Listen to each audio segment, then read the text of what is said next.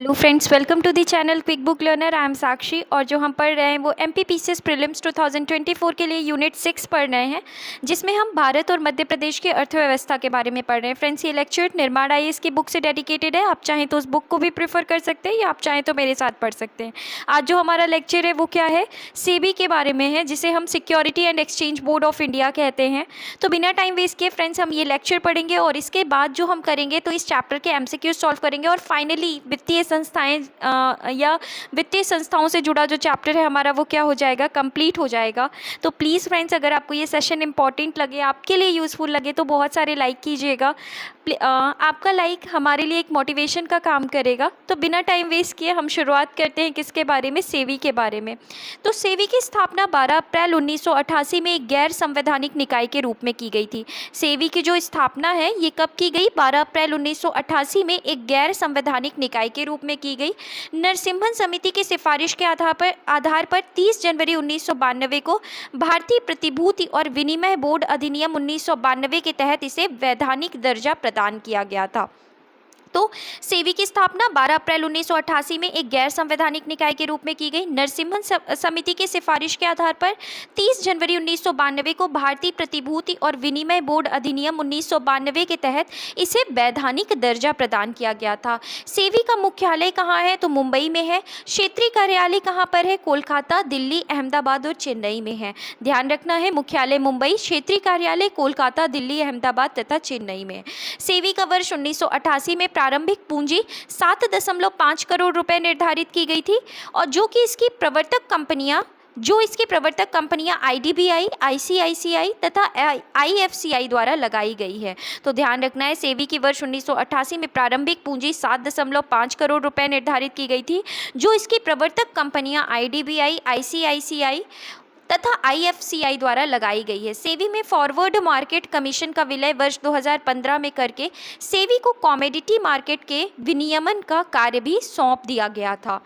सेबी अधिनियम 2002 के अंतर्गत सेबी द्वारा इनसाइडर ट्रेडिंग के लिए 25 करोड़ रुपए तक का जुर्माना किया जा सकता है। ध्यान रखना है, सेबी अधिनियम 2002 के अंतर्गत सेबी द्वारा इनसाइडर ट्रेडिंग के लिए 25 करोड़ रुपए तक का जुर्माना किया जा सकता है। इसके बाद हम बात करते हैं आईपीओ के बारे में। इनिशियल पब्लिक ऑफर की जटिलता समाप्त करने हेतु सुझाव देने के उद्देश्य से सेबी द्वारा स्माइल कमेटी गठित की गई थी। स्माइल कमेटी किस लिए गठित की गई थी, आईपीओ की जटिलता समाप्त करने के लिए।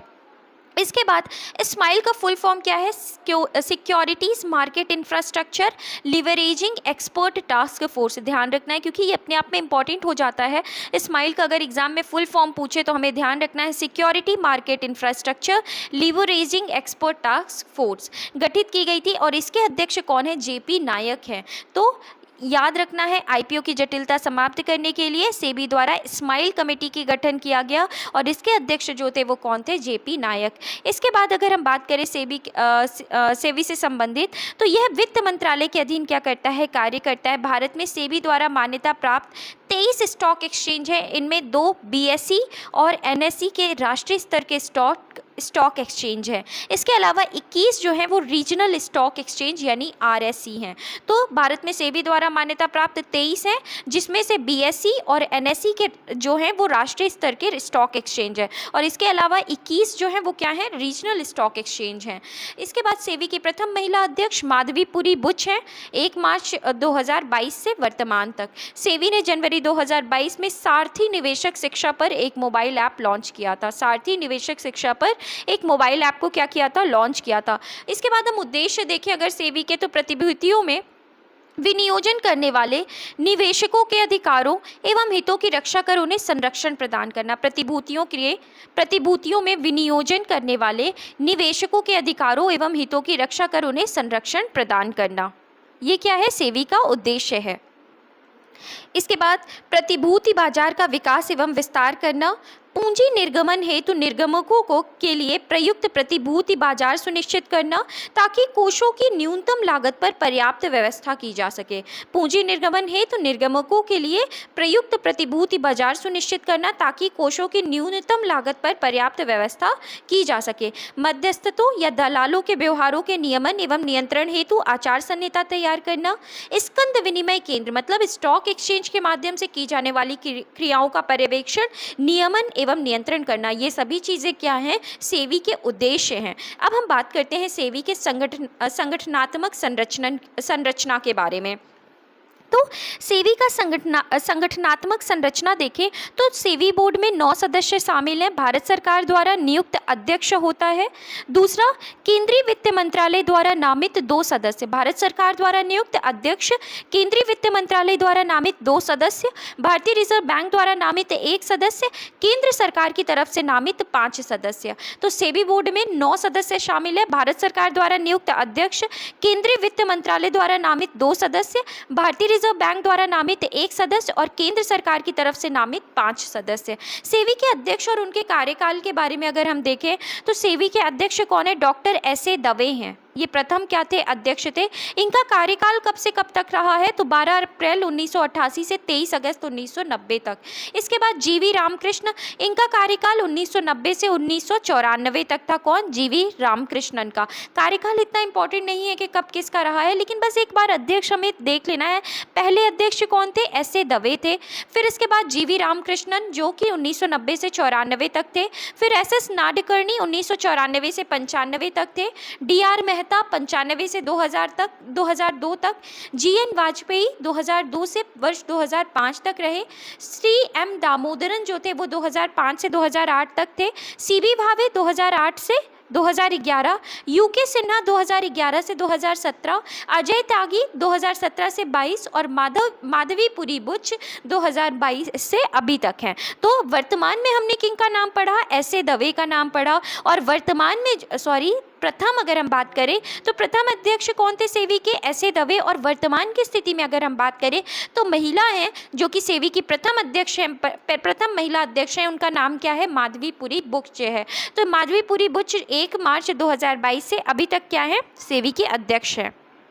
अब हम सेबी के कार्य के बारे में बात करते हैं। सेबी के मुख्य रूप से क्या हैं, 3 कार्य हैं, सुरक्षात्मक कार्य, विनियामक कार्य और विकासात्मक कार्य। सुरक्षात्मक कार्य, विनियामक कार्य और विकासात्मक कार्य। सुरक्षात्मक कार्य में क्या क्या आता है, पूंजी और शेयर बाजार में निवेशकों के हितों की रक्षा करना, निवेशकों की शिकायत पर जल्द कार्यवाही करना, इनसाइडर ट्रेडिंग को रोकना, मूल्य में हेराफेरी की जांच करना, निष्पक्ष व्यापार प्रथाओं को बढ़ावा देना, निवेशकों को सही मार्गदर्शन और शिक्षा प्रदान करना, धोखाधड़ी और अनुचित व्यापार प्रथाओं को क्या करना, रोकना। ये क्या है, सेबी का सुरक्षात्मक क्या है, कार्य है।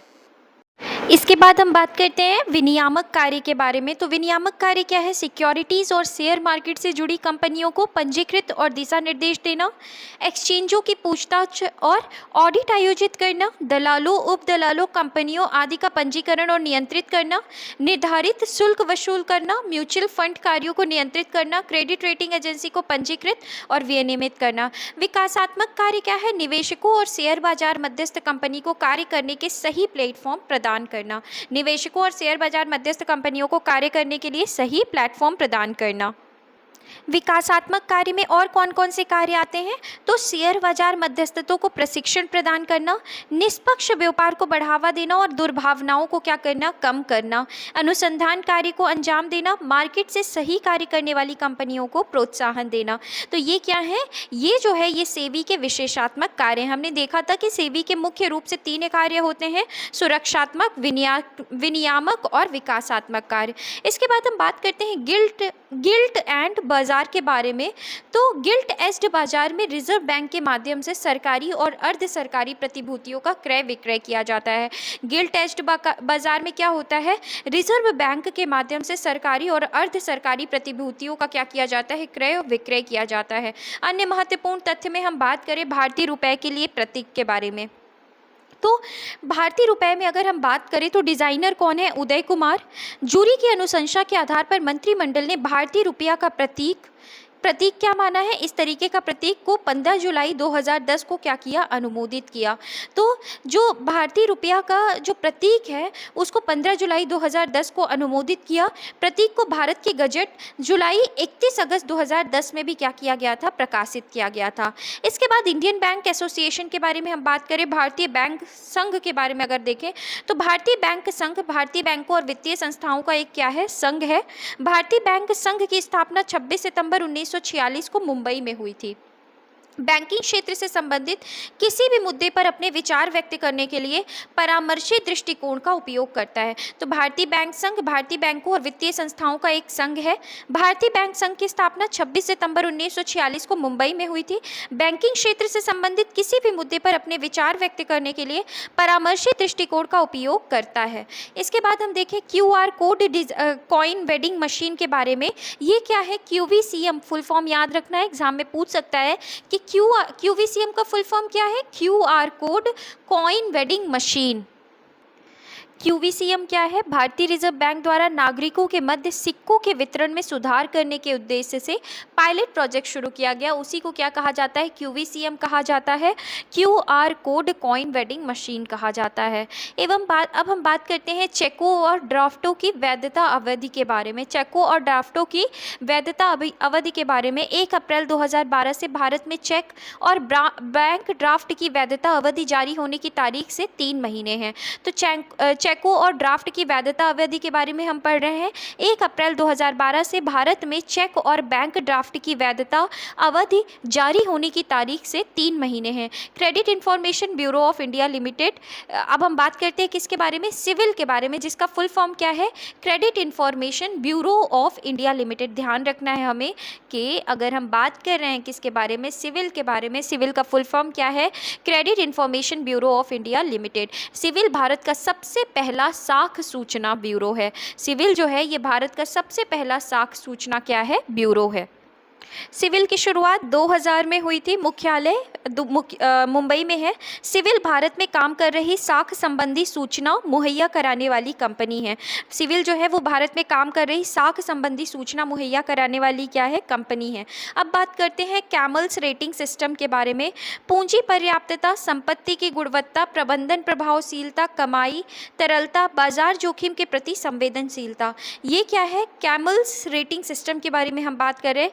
पूंजी पर्याप्तता, संपत्ति की गुणवत्ता, प्रबंधन प्रभावशीलता, कमाई, तरलता, बाजार जोखिम के प्रति संवेदनशीलता को ही क्या कहा जाता है? कैमल्स कहा जाता है।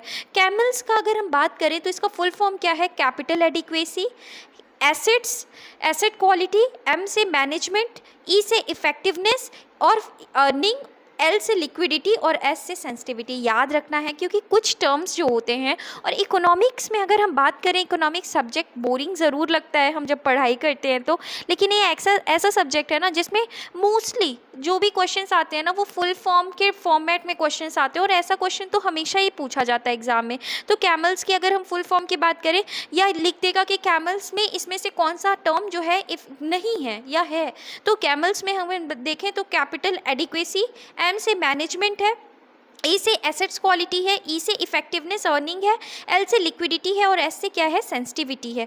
इसके बाद अगर हम बात करें तो अंतर्राष्ट्रीय स्तर पर बैंकों की गुणवत्ता मापने का यह तरीका सबसे पहले अमेरिका में 1979 में फेडरल बैंक ने शुरू किया था। अंतर्राष्ट्रीय स्तर पर बैंकों की गुणवत्ता मापने का यह तरीका सबसे पहले अमेरिका में 1979 में फेडरल बैंक ने क्या किया था? शुरू किया था। भारत में इस रेटिंग मानक की शुरुआत 1995 में डॉक्टर पद्मनाभम की अध्यक्षता में गठित समिति की सिफारिश के आधार पर की गई थी। तो भारत में इस रेटिंग मानक की शुरुआत 1995 में डॉक्टर पद्मनाभम की अध्यक्षता में गठित समिति की सिफारिश के आधार पर की गई थी। इसके बाद हम बात करते हैं वित्तीय पर्यवेक्षण बोर्ड के बारे में, बोर्ड ऑफ फाइनेंशियल सुपरविजन के बारे में। इसकी स्थापना 1994 में हुई थी। इसका मुख्य कार्य वाणिज्यिक बैंकों, वित्तीय संस्थाओं और गैर बैंकिंग वित्तीय कंपनी वाले वित्तीय क्षेत्र की समेकित निगरानी करना है। वित्तीय पर्यवेक्षण बोर्ड की अध्यक्षता RBI गवर्नर करते हैं। RBI के डिप्टी गवर्नरों में से एक BFS के उपाध्यक्ष के रूप में क्या करता है? कार्य करता है। तो हम क्या पढ़ रहे हैं? बोर्ड फॉर फाइनेंशियल सुपरविजन में देख रहे हैं कि इसकी स्थापना जो है, स्थापना कब हुई? 1994 में। मुख्य कार्य वाणिज्यिक बैंक, वित्तीय संस्थान, गैर बैंकिंग वित्तीय कंपनी वाले वित्तीय क्षेत्र की समेकित निगरानी करना। वित्तीय पर्यवेक्षण बोर्ड की अध्यक्षता RBI गवर्नर करते हैं। RBI के डिप्टी गवर्नरों में से एक बीएफएस के उपाध्यक्ष के रूप में क्या करता है, कार्य करता है। बीएफएस की बैठक आमतौर पे हर महीने होती है। इसके बाद हम बात करते हैं बिटकॉइन के बारे में। ध्यान रखना है, बिटकॉइन से क्वेश्चन पहले भी पूछा गया है। तो बिटकॉइन एक डिजिटल मुद्रा है जिसे क्रिप्टो करेंसी कहा जाता है। इसको 2008-9 में संतोशी नाकामोतो नामक एक सॉफ्टवेयर डेवलपर प्रचलन में लाया। तो जो ये बिटकॉइन है इसको 2008-9 में संतोशी नाकामोतो जापान से है नामक एक सॉफ्टवेयर डेवलपर थे, इन्होंने इस चीज़ को क्या किया था, बिटकॉइन को प्रचलन में लाया। इस वर्चुअल करेंसी को जटिल कंप्यूटर एल्गोरिथम और कंप्यूटर पावर से इस मुद्रा का निर्माण किया जाता है, जिसे क्या कहते हैं, माइनिंग कहते हैं। तो क्या कहा जाता है, इस वर्चुअल करेंसी जो बिटकॉइन एक क्या है, वर्चुअल करेंसी है जिसको जटिल कंप्यूटर एल्गोरिथम और कंप्यूटर पावर से इस मुद्रा का निर्माण किया जाता है, जिसे क्या कहा जाता है, माइनिंग। तो कभी क्वेश्चन पूछे माइनिंग का संबंध किससे है, तो माइनिंग का संबंध बिटकॉइन से है। अब हम बात करते हैं बैंक बोर्ड ब्यूरो के बारे में। तो बैंक बोर्ड ब्यूरो में अगर हम देखें तो पीजे नायक समिति की सिफारिशों के आधार पर फरवरी 2016 को एक स्वायत्त निकाय के रूप में इसका क्या किया गया, गठन किया गया। बैंक बोर्ड ब्यूरो के बारे में हम बात कर रहे हैं। पीजे नायक समिति की सिफारिश के आधार पर फरवरी 2016 को एक स्वायत्त निकाय के रूप में इसका गठन किया गया। बैंक बोर्ड ब्यूरो का मुख्यालय मुंबई में स्थित है। इसके बाद बैंक बोर्ड ब्यूरो ने 15 अप्रैल 2016 से कार्य करना प्रारंभ किया है। प्रमुख कार्य क्या है, सरकार को शीर्ष स्तरीय बैंक नियुक्तियों पर परामर्श देना और बैंकों को व्यापार की रणनीति बनाने और पूंजी जुटाने की योजना में सहायता प्रदान करना। तो ये क्या था, ये जो बैंक बोर्ड ब्यूरो है उसका क्या है, प्रमुख कार्य है सरकार को शीर्ष स्तरीय बैंक नियुक्तियों पर परामर्श देना और बैंकों को व्यापार की रणनीति बनाने और पूंजी जुटाने की योजना में सहायता प्रदान करना। और अगर हम बात करें तो बैंक बोर्ड ब्यूरो ने 15 अप्रैल 2016 से कार्य करना प्रारंभ किया है। अब हम बात करते हैं किसके बारे में, फाइनेंशियल सर्विसेज इंस्टीट्यूशन ब्यूरो के बारे में, वित्तीय सेवा संस्थान ब्यूरो के बारे में। जुलाई 2022 में बैंक बोर्ड ब्यूरो के स्थान पर वित्तीय सेवा संस्थान ब्यूरो की स्थापना का प्रस्ताव पारित किया गया था। जुलाई 2022 में बैंक बोर्ड ब्यूरो के स्थान पर, किसके, बैंक बोर्ड ब्यूरो के स्थान पर वित्तीय सेवा संस्थान ब्यूरो की स्थापना का प्रस्ताव पारित किया गया। वित्तीय सेवा संस्थान ब्यूरो सार्वजनिक क्षेत्र के बैंक और बीमा कंपनियों और राज्य द्वारा संचालित गैर जीवन बीमा कंपनियों, सामान्य बीमाकर्ताओं और वित्तीय संस्थानों के महाप्रबंधकों तथा निर्देशकों का चयन करने का स्पष्ट अधिदेश होगा।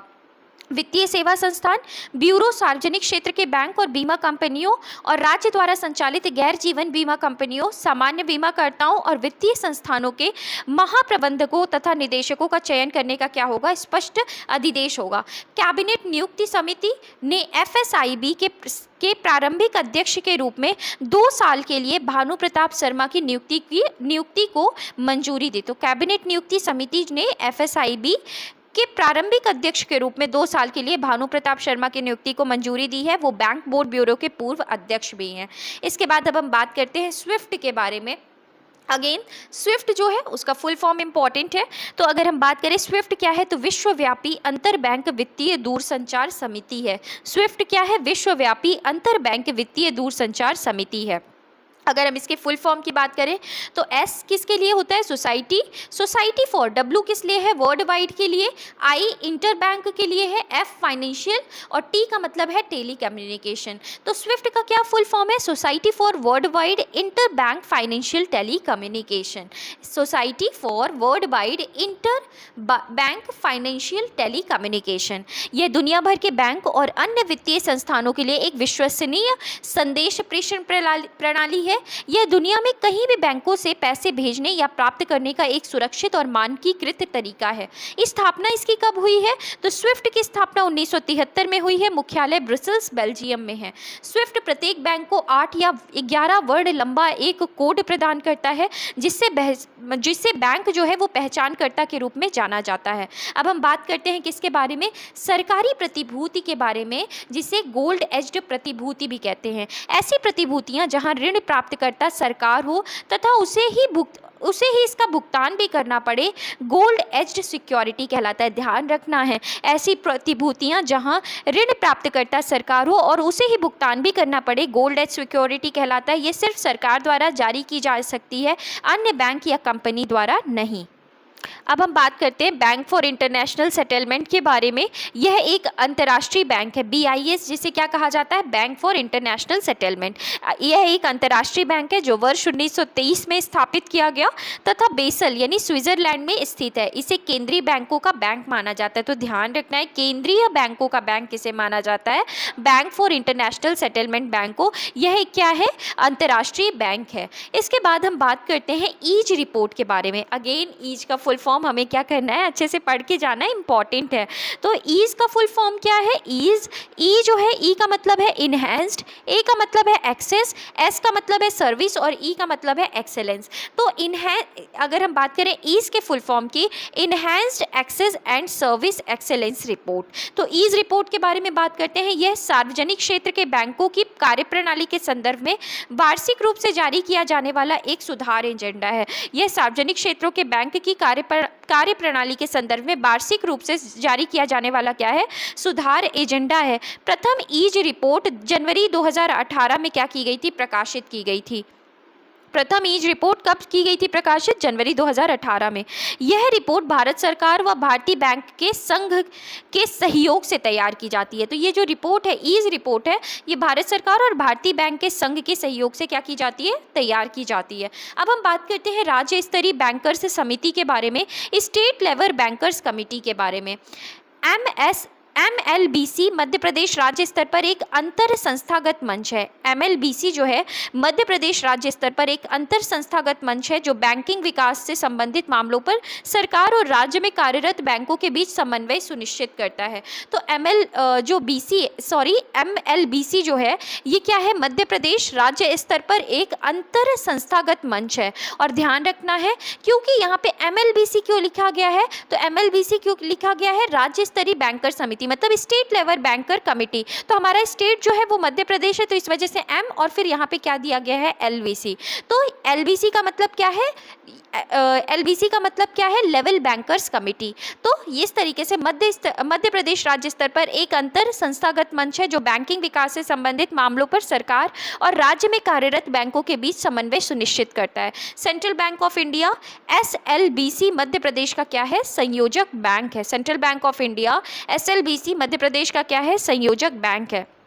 इसके बाद अब हम बात करते हैं बैंकिंग व्यवस्था से संबंधित महत्वपूर्ण तथ्य। तो देश का पहला पूर्ण रूप से भारतीय बैंक कौन था, तो पहला पूर्ण रूप से भारतीय बैंक कौन था, पंजाब नेशनल बैंक, जो कब बनाया गया था, 1894 में। नेक्स्ट क्वेश्चन है, इंपीरियल बैंक ऑफ इंडिया की स्थापना कब की गई थी, 1921 में। SBI का राष्ट्रीयकरण कब किया गया, 1 जुलाई 1955 को। भारत में बैंकिंग संकट की अवधि क्या थी, तो 1913 से 1917 के बीच। बैंकों की जमा राशियां बढ़ने पर मुद्रा पूर्ति पर क्या प्रभाव पड़ता है, तो बैंकों की जमा राशियां बढ़ने पर मुद्रा पूर्ति पर क्या प्रभाव पड़ता है, जो मुद्रा पूर्ति है वो भी क्या होती है, बढ़ती है। बैंकों की साख निर्माण जो है वो कौन से तत्व से सीमित नहीं होती है, तो बैंकों की साख निर्माण ब्याज दर से जो है वो सीमित नहीं होती है। नेक्स्ट क्वेश्चन क्या है, नेक्स्ट क्वेश्चन है, किस समिति के संस्तुति पर भारतीय स्टेट बैंक की स्थापना हुई थी, तो AD गोरवाला समिति के संस्तुति पर भारतीय स्टेट बैंक की क्या हुई थी, स्थापना हुई थी। और अखिल भारतीय ग्रामीण साख सर्वेक्षण समिति थी। तो ध्यान रखना है कि किस समिति के संस्तुति पर भारतीय स्टेट बैंक की स्थापना हुई थी, तो कौन सी समिति थी, गोरवाला समिति थी। AD गोरवाला समिति की संस्तुति पर ही भारतीय स्टेट बैंक की स्थापना हुई थी। और दूसरी कौन थी, अखिल भारतीय ग्रामीण साख सर्वेक्षण समिति। नेक्स्ट क्वेश्चन क्या है, देश में पहली महिला बैंक की स्थापना कब और कहां की गई थी, 19 नवंबर 2013 को मुंबई में MBN राव समिति की सिफारिश पर देश में पहली महिला बैंक की स्थापना की गई थी। नेक्स्ट क्वेश्चन है, संसार में किस बैंक को केंद्रीय बैंक की मां की उपमा प्राप्त है, तो बैंक ऑफ इंग्लैंड को संसार में पूछा गया है कि किस बैंक को केंद्रीय बैंक की मां की उपमा प्राप्त है, तो बैंक ऑफ इंग्लैंड को। नेक्स्ट क्वेश्चन है, केंद्रीय बैंक का सर्वाधिक महत्वपूर्ण कार्य कौन सा है, तो देश में पत्र मुद्रा का निर्गमन केंद्रीय बैंक का सर्वाधिक महत्वपूर्ण कार्य है। इसके बाद भारत की वर्तमान नोट निर्गमन व्यवस्था की न्यूनतम मुद्रा कोष प्रणाली कब से अपनाई जा रही है, तो 1957 से। ध्यान रखना है, भारत की वर्तमान नोट निर्गमन व्यवस्था की न्यूनतम मुद्रा कोष प्रणाली कब से अपनाई जा रही है, 1957 से। अगला प्रश्न है, भारत में व्यापारिक दृष्टि से व्यस्त काल कब माना जाता है? तो अक्टूबर नवंबर से अप्रैल मई तक। इस समय मुद्रा एवं साख की मांग क्या हो जाती है? बढ़ जाती है। अगला क्वेश्चन है, भारत में केंद्रीय बैंक की स्थापना के निमित्त प्रथम प्रयास किस आयोग ने किया था? तो भारत में केंद्रीय बैंक मतलब आरबीआई की स्थापना के निमित्त प्रथम प्रयास किस आयोग ने किया था? चैम्बरलिन आयोग ने 1914 में। नेक्स्ट क्वेश्चन है, हिल्टन यंग आयोग कब और किसके लिए गठित किया गया था? तो हिल्टन यंग आयोग 1926 में एक केंद्रीय बैंक की स्थापना हेतु सुझाव देने के लिए क्या किया गया था? गठित किया गया था। नेक्स्ट क्वेश्चन है, किसी समिति की सिफारिश पर आरबीआई ने प्रत्येक 2 माह पर मौद्रिक नीति की घोषणा करना प्रारंभ किया है? तो किस समिति की सिफारिश पर आरबीआई ने प्रत्येक 2 माह पर मौद्रिक नीति की घोषणा करना प्रारंभ किया है? पूर्व आरबीआई के डिप्टी गवर्नर उर्जित पटेल की अध्यक्षता वाली समिति की सिफारिश पर। ध्यान रखना है कि किस समिति की सिफारिश पर आरबीआई ने प्रत्येक 2 माह पर मौद्रिक नीति की घोषणा की है? तो उर्जित पटेल की अध्यक्षता वाली समिति की सिफारिश पर। अब हम बात करते हैं किसके बारे में? संपूर्ण सूचकांक के बारे में। सिडबी द्वारा नवंबर 2023 में लॉन्च किया गया संपूर्ण सूचकांक। सिडबी ने यह सूचकांक जोकार्टा के साथ मिलकर क्या किया है? लॉन्च किया है। यह सूचकांक एमएसएमई के वार्षिक क्रियाकलाप से संबंधित है। विशेष क्या है? इंडिया एग्जिम बैंक ने लंदन स्टॉक एक्सचेंज के सस्टेनेबल बॉन्ड मार्केट प्लेटफॉर्म पर अपने सस्टेनेबिलिटी बॉन्ड को सूचीबद्ध किया है। तो ध्यान रखना है, इंडिया एग्जिम बैंक ने लंदन स्टॉक एक्सचेंज के सस्टेनेबल बॉन्ड मार्केट प्लेटफॉर्म पे अपने सस्टेनेबिलिटी बॉन्ड को क्या किया है? सूचीबद्ध किया है। इसके बाद अब हम नेक्स्ट क्वेश्चंस को डिस्कस करते हैं। तो पहला क्वेश्चन क्या है? क्षेत्रीय एवं ग्रामीण सहकारी बैंकों के नियामक के रूप में अधिकार किस संस्था को प्राप्त है? तो क्षेत्रीय और ग्रामीण सहकारी बैंकों के नियामक के रूप में जो अधिकार मिला है वो कौन सी संस्था को प्राप्त है? भारतीय कृषि और ग्रामीण विकास बैंक को। नेक्स्ट क्वेश्चन है, एनबीएफसी द्वारा जमा राशि की वापसी की गारंटी आरबीआई द्वारा दी जाती है। तो प्रतिभूति के रूप में, स्टॉक के रूप में, बॉन्ड के रूप में नहीं दी जाती। तो एनबीएफसी के द्वारा जमा राशि की वापसी की गारंटी जो है वो आरबीआई के द्वारा नहीं दी जाती है। अगला क्वेश्चन है, एनबीएफसी लोकपाल कार्यालय कहाँ स्थित है? तो इसका क्या आंसर सही होगा? इसका आंसर होगा चेन्नई में। तो एनबीएफसी लोकपाल कार्यालय कहाँ स्थापित है? चेन्नई में। नेक्स्ट क्वेश्चन है, एनबीएफसी निम्न में से किसके द्वारा नियंत्रित होते हैं? तो जो एनबीएफसी है वो किसके द्वारा नियंत्रित होता है? तो आरबीआई के द्वारा क्या होता है? नियंत्रित होता है। नेक्स्ट क्वेश्चन है, एनबीएफसी के संबंध में पूंजी पर्याप्तता अनुमान मापदंड कब लागू किया गया? तो एनबीएफसी की अगर हम बात कर रहे हैं तो पूंजी पर्याप्तता अनुमान मापदंड कब लागू किया गया है? तो इसका करेक्ट आंसर होगा 1998 से। कब से? 1998 से। नेक्स्ट क्वेश्चन है, एनबीएफसी के पास कम से कम कितने प्रतिशत पूंजी पर्याप्तता होनी चाहिए? तो इसका करेक्ट आंसर कितना होगा? 12% होनी चाहिए। एनबीएफसी के पास कम से कम कितने प्रतिशत पूंजी पर्याप्तता होनी चाहिए? 12%। नेक्स्ट क्वेश्चन है, गैर वित्तीय कंपनियों के लिए लोकपाल योजना कब शुरू की गई? तो लोकपाल योजना कब शुरू की गई है? 23 फरवरी 2018 को। नेक्स्ट क्वेश्चन है, गैर बैंकिंग वित्तीय कंपनियां क्या करती हैं? तो मांग जमा स्वीकार करती हैं, डिमांड ड्राफ्ट जारी करती हैं, चेक जारी करती हैं, ऋण सुविधा प्रदान करती हैं। तो गैर बैंकिंग वित्तीय कंपनियां जो हैं तो क्या करती हैं? इसमें क्वेश्चन पूछा गया है, तो इसमें क्या आंसर होगा? डी ऑप्शन होगा, केवल 4।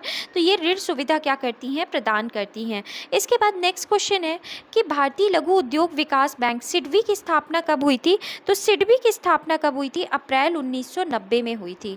नेक्स्ट क्वेश्चन है, भारतीय लघु उद्योग विकास बैंक का मुख्यालय कहाँ स्थित है? तो सिडबी का मुख्यालय कहाँ पर है? लखनऊ में है। नेक्स्ट क्वेश्चन है, राष्ट्रीय आवास बैंक की स्थापना कब हुई? तो राष्ट्रीय आवास बैंक की स्थापना 1988 में हुई थी। कब हुई थी? 1988 में। नेक्स्ट क्वेश्चन है कि राष्ट्रीय आवास बैंक का मुख्यालय कहाँ स्थित है? राष्ट्रीय आवास बैंक का जो मुख्यालय है वो कहाँ स्थित है? तो इसका करेक्ट आंसर क्या होगा? नई दिल्ली। नेक्स्ट क्वेश्चन है, भारतीय निर्यात आयात बैंक की स्थापना कब हुई? तो इसका करेक्ट आंसर क्या होगा? 1982 में भारतीय निर्यात आयात बैंक की क्या हुई थी? स्थापना हुई थी। भारतीय निर्यात आयात बैंक का मुख्यालय कहाँ स्थित है? तो हमने पढ़ा था कि भारतीय आयात निर्यात बैंक का जो मुख्यालय है वो कहाँ पर स्थित है? मुंबई में स्थित है। नेक्स्ट क्वेश्चन है, किस अधिनियम के तहत नाबार्ड को क्षेत्रीय ग्रामीण बैंकों और सहकारी बैंकों के निरीक्षण की शक्ति प्राप्त है? तो ध्यान रखिएगा क्वेश्चन क्या है, किस अधिनियम के तहत नाबार्ड को क्षेत्रीय ग्रामीण बैंक और सहकारी बैंकों के निरीक्षण की शक्ति प्राप्त है? तो इसका करेक्ट आंसर क्या होगा, बैंक नियमन अधिनियम 1949। नेक्स्ट क्वेश्चन है, गैर बैंकिंग वित्तीय कंपनियों का नियामक मंत्रालय कौन है? तो गैर बैंकिंग वित्तीय कंपनियों का नियामक मंत्रालय कॉरपोरेट कार्य मंत्रालय है। नेक्स्ट क्वेश्चन है, गैर बैंकिंग वित्तीय कंपनियों की प्रवर्तन एजेंसी कौन है? तो गैर बैंकिंग वित्तीय कंपनियों की प्रवर्तन एजेंसी राज्य सरकारें हैं। 1980 में भारत में कितने बैंकों का राष्ट्रीयकरण किया गया था? तो इसका करेक्ट आंसर क्या होगा कि 6 बैंकों का। 1980 में भारत में कितने बैंकों का राष्ट्रीयकरण किया गया था? 6 बैंकों का राष्ट्रीयकरण किया गया था। इसके बाद अगला प्रश्न है, राष्ट्रीय कृषि और ग्रामीण विकास बैंक यानी नाबार्ड की स्थापना किस पंचवर्षीय योजना की अवधि में की गई थी? तो छठी पंचवर्षीय योजना में नाबार्ड की क्या की गई थी, स्थापना की गई थी। नेक्स्ट क्वेश्चन है, भारत में कृषि के लिए पुनर्वित्त प्रदान करने वाला सर्वोच्च बैंक है? तो पुनर्वित्त प्रदान करने वाला सर्वोच्च बैंक कौन है कृषि के लिए? तो इसका करेक्ट आंसर क्या होगा, इसका करेक्ट आंसर होगा नाबार्ड जो है ये कृषि के लिए पुनर्वित्त प्रदान करने वाला क्या है, सर्वोच्च बैंक है। इसके बाद अगला क्वेश्चन अगर हम देखें तो निम्न में से नाबार्ड का मुख्यालय कहाँ है? तो नाबार्ड का अगर हम बात करें मुख्यालय कहाँ है, तो मुंबई में है। नेक्स्ट क्वेश्चन अगर हम देखें तो कृषि और ग्रामीण विकास क्रियाओं की सभी प्रकार की साख आवश्यकताओं की पूर्ति करने वाली एकमात्र संस्था है। तो कृषि और ग्रामीण विकास क्रियाओं की सभी प्रकार की साख आवश्यकताओं की पूर्ति करने वाली एकमात्र संस्था कौन सी है? नाबार्ड है। इसके बाद नेक्स्ट क्वेश्चन देखते हैं, भारतीय रिजर्व बैंक भारत का केंद्रीय बैंक है। भारतीय रिजर्व बैंक भारत का केंद्रीय बैंक है और इसकी स्थापना कब हुई? तो इसकी स्थापना कब हुई थी? 1 अप्रैल 1935 को। नेक्स्ट क्वेश्चन, भारतीय रिजर्व बैंक का राष्ट्रीयकरण कब हुआ? तो भारतीय रिजर्व बैंक का राष्ट्रीयकरण 1949 में हुआ था। इसके बाद नेक्स्ट क्वेश्चन है, भारतीय रिजर्व बैंक को नोट निर्गमन विभाग न्यूनतम कितने मूल्य का स्वर्ण अपने स्टॉक में हमेशा रखना चाहिए? तो भारतीय रिजर्व बैंक को नोट निर्गमन विभाग न्यूनतम कितने मूल्य का स्वर्ण अपने स्टॉक में हमेशा रखने चाहिए? तो 115 करोड़ का। इसके बाद अगला क्वेश्चन है, वित्तीय क्षेत्र के मूल्यांकन समिति यानी committee on financial sector assessment की सह अध्यक्षता किसके द्वारा की जाती है? तो वित्तीय क्षेत्र के मूल्यांकन समिति की सह अध्यक्षता आरबीआई के डिप्टी गवर्नर और भारत सरकार के वित्त सचिव के द्वारा की जानी चाहिए। आरबीआई के डिप्टी गवर्नर और भारत सरकार के वित्त सचिव के द्वारा। नेक्स्ट क्वेश्चन है, बैंक दर से अभिप्राय यहाँ पे गलत लिखा हुआ है, ध्यान रखना है, थोड़ा मिस प्रिंट है। बैंक दर से अभिप्राय उस ब्याज दर से है जो, तो इसका करेक्ट आंसर क्या होगा, जो कि क्या है, भारतीय रिजर्व बैंक द्वारा व्यापारिक बैंकों को दिए जाने वाले ऋणों पर ली जाती है। तो बैंक दर का क्या मतलब होता है, भारतीय रिजर्व बैंक द्वारा व्यापारिक बैंकों को दिए जाने वाले ऋणों पर ली जाने वाली क्या होती है, दर को क्या कहा जाता है, बैंक दर। इसके बाद बात करते हैं, मौद्रिक नीति का निर्माण भारत में कौन करता है? तो मौद्रिक नीति का अगर हम बात करें निर्माण भारत में भारतीय रिजर्व बैंक करता है।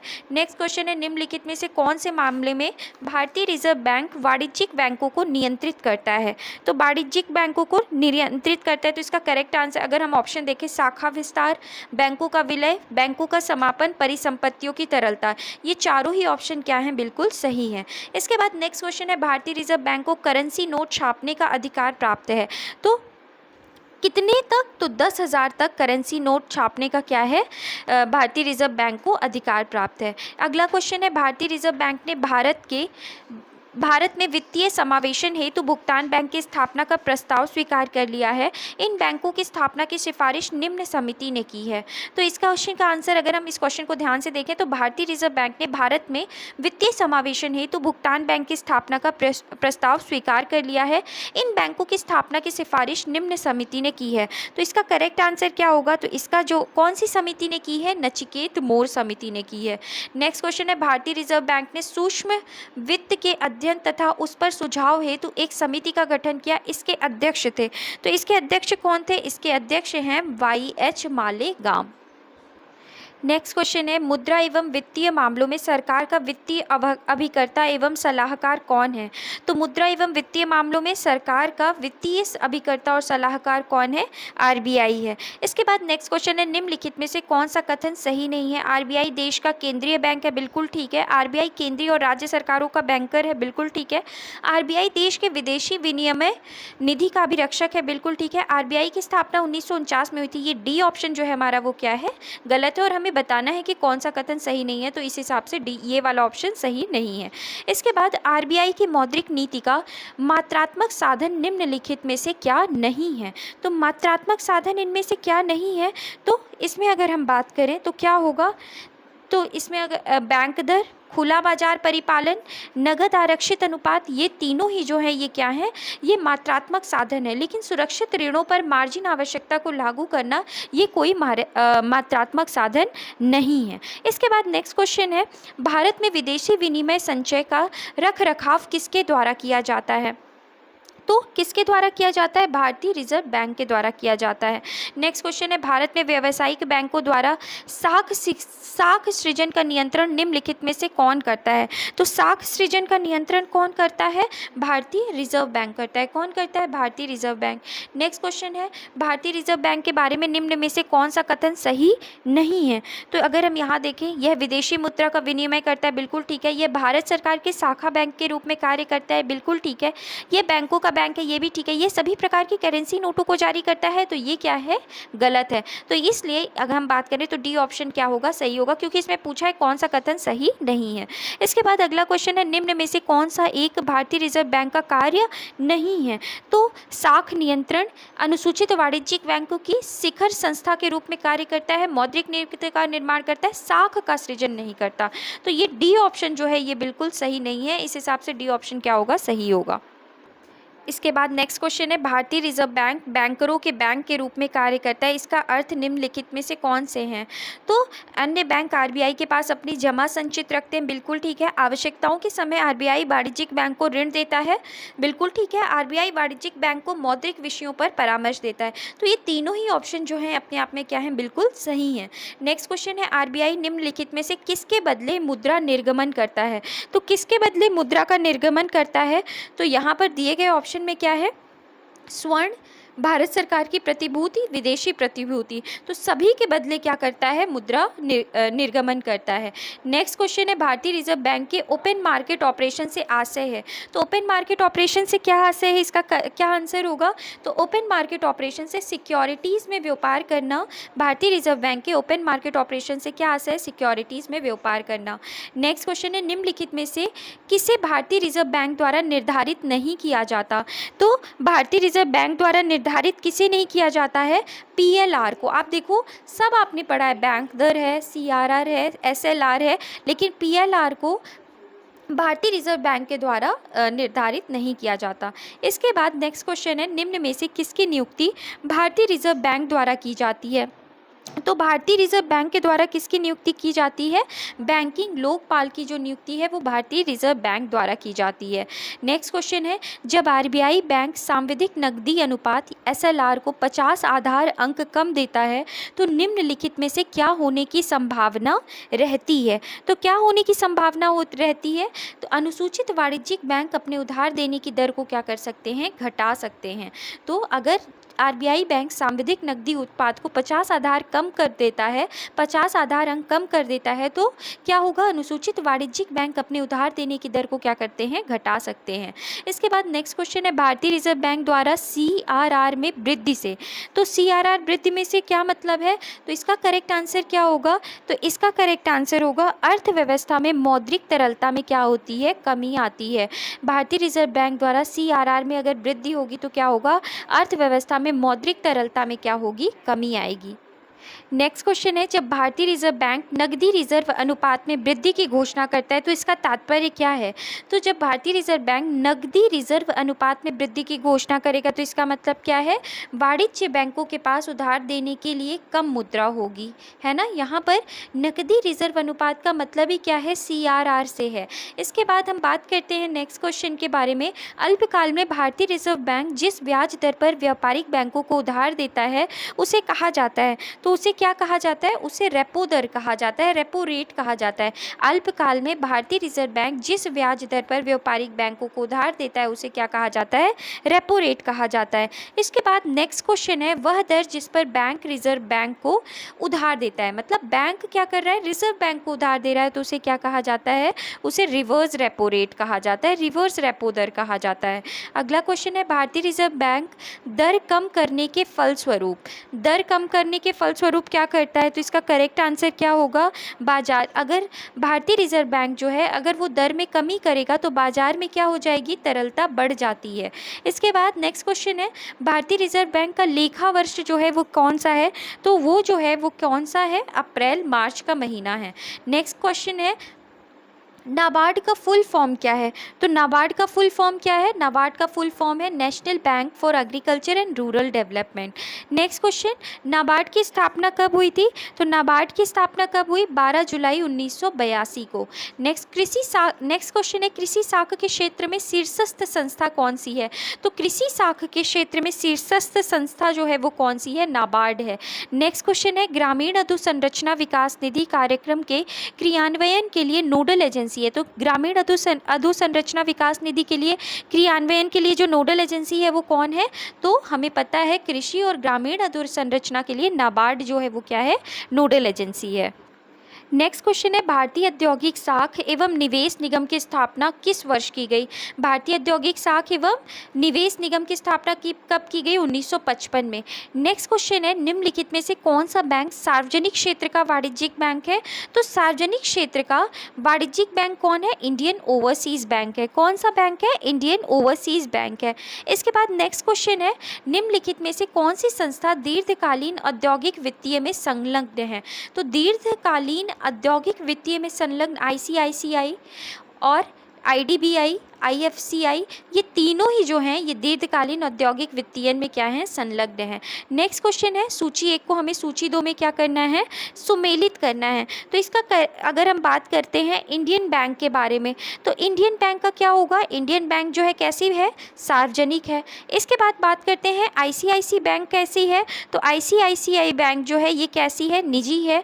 सिटी बैंक जो है वो कैसी है, विदेशी है। और इसके बाद सारस्वत बैंक जो है वो क्या है, सहकारी बैंक है। तो हमने क्या देखा, इंडियन बैंक कैसा है, सार्वजनिक है, आईसीआईसी बैंक निजी है, सिटी बैंक विदेशी और सारस्वत बैंक क्या है, सहकारी है। तो इस हिसाब से अगर हम देखें तो ऑप्शन डी जो है ये हमारा क्या है, करेक्ट आंसर है।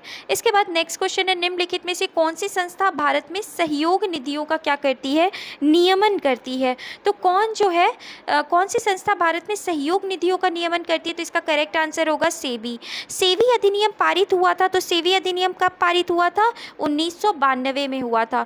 नेक्स्ट क्वेश्चन है, निम्नलिखित में से कौन भारत के शेयर बाजार के कार्य को नियंत्रित करता है। तो शेयर बाजार के कार्य को नियंत्रित कौन करता है, सेबी जो है वो शेयर बाजार के कार्य को क्या करता है, नियंत्रित करता है। नेक्स्ट क्वेश्चन है, भारतीय पूंजी बाजार घोटाले की पुनरावृत्ति को रोकने के लिए भारत सरकार ने किसे नियामक शक्तियां सौंपी हैं। तो भारतीय पूंजी बाजार घोटाले की पुनरावृत्ति को रोकने के लिए भारत सरकार ने किसे नियामक शक्तियां सौंपी हैं, तो कौन है, सेबी को सौंपी है। नेक्स्ट क्वेश्चन है, भारत में निम्नलिखित में से कौन सा सबसे बड़ा म्यूचुअल फंड संगठन है। तो सबसे बड़ा म्यूचुअल फंड संगठन जो है वो कौन है, भारतीय स्टेट बैंक का म्यूचुअल फंड। भारतीय एसबीआई का म्यूचुअल फंड जो है वो भारत में सबसे बड़ा क्या है, म्यूचुअल फंड संगठन है। नेक्स्ट क्वेश्चन है, भारत का सार्वजनिक क्षेत्र में सबसे बड़ा वाणिज्यिक बैंक कौन सा है, तो कौन सा है, हमने पढ़ा था स्टेट बैंक ऑफ इंडिया है। नेक्स्ट क्वेश्चन है, सार्वजनिक क्षेत्र बैंकों के अध्यक्षों का चयन कौन करता है। तो सार्वजनिक क्षेत्र के बैंकों के अध्यक्ष का चयन जो है वो बैंक बोर्ड ब्यूरो करता है। कौन करता है, bank board bureau. Next question है, निम्नलिखित में से किस बैंक ने चीन में अपनी शाखा पहले खोली है। तो चीन में अपनी शाखा पहले कौन से बैंक ने खोली थी, भारतीय स्टेट बैंक ने।